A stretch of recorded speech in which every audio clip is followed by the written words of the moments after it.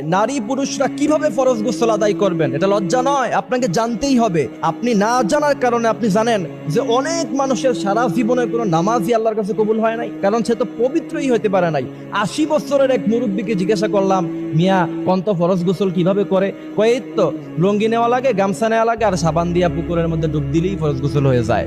আপনি চিন্তা করেন, আমি চিন্তা করলাম ৮০ বছরের এক লোক যদি এই উত্তর দেয়, আজীবন তার নামাজ তো কবুল হয় নাই, কারণ তার ইবাদতের জন্য সর্বপ্রথম শর্ত হলো আপনাকে পবিত্রতা অর্জন করতে হবে। এই জন্য কিভাবে আমরা ফরজ গোসল করবো স্বপ্নদোষ হলে এটা অবশ্যই জানবেন। স্ত্রী সহবাসের পরে আপনাকে ফরজ গোসল করতে হবে, স্বপ্নদোষ হলে আপনাকে ফরজ গোসল করতে হবে। প্রথম নাম্বার হচ্ছে রাসূল বলেছেন তাকে কুলি করতে হবে, অর্থাৎ এই কুলি হচ্ছে মাজমাজা, এমন কুলি করতে হবে গড়গড়া যাতে গলার ভিতর পর্যন্ত পানি ঢুকে। দ্বিতীয় নাম্বার হচ্ছে রাসূল বলেছেন নাকে পানি দিতে হবে, ইস্তিনশাক, এমন ভাবে পানি দিতে হবে, হালকা পানি নিয়ে পানি কিন্তু ভিতরে হালকা টান দিতে হবে। তৃতীয় নাম্বারে আপনার গোটা শরীরের একটি পশমও যাতে বাকি না থাকে সেইভাবে আপনাকে গোসল করতে হবে।